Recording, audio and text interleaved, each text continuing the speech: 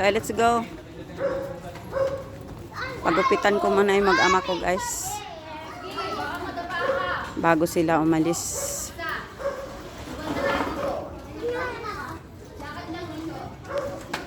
Punta muna kami sa barbershop, guys. At pagupitan ko muna yung aking mag-ama bago sila alis.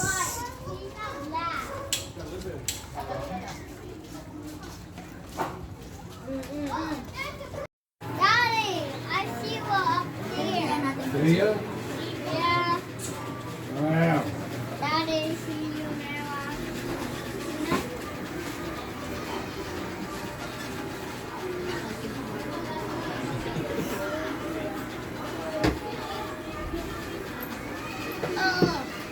So little.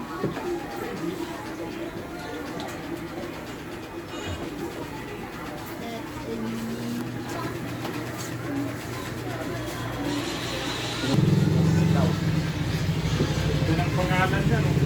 Abraham. Galing sa Bible, ah. Bible name. Asan yung batang yun? Yeah. Yeah. Yeah. Wait.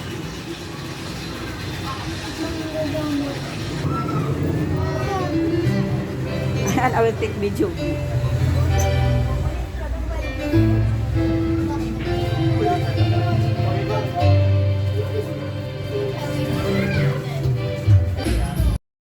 Ayan, nagpapagupit pa si Job. Medyo natagal-tagalan kami kasi marami ding nakapila kanina. At si Abraham medyo na babagot na rin.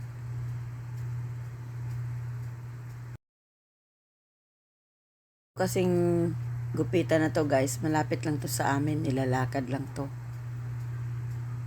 At maraming nagpapagupit dito, mga kapitbahay namin. Oh, daddy, it's okay na, oh. Okay na? Ano pa pala? Look at your dad, oh. Take video your daddy. See?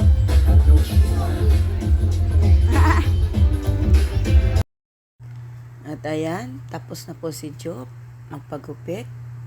At minamassage na ng barber.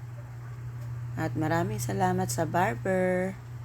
Lalong gumagwapo ang aking asawa. Maganda to dito, guys, kasi may kasamang massage. Ayan, minamassage na si Job ng barber. Ayan. Ang likod. Mapaparelax talaga ang likod nyo dito, guys. Gustong gusto naman yan ni Job.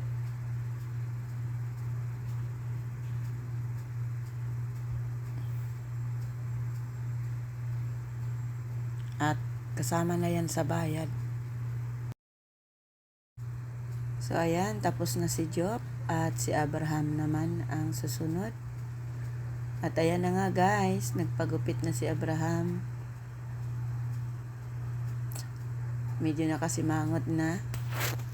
Kasi ayaw niya malagyan siya ng buhok. Pinapangati siya.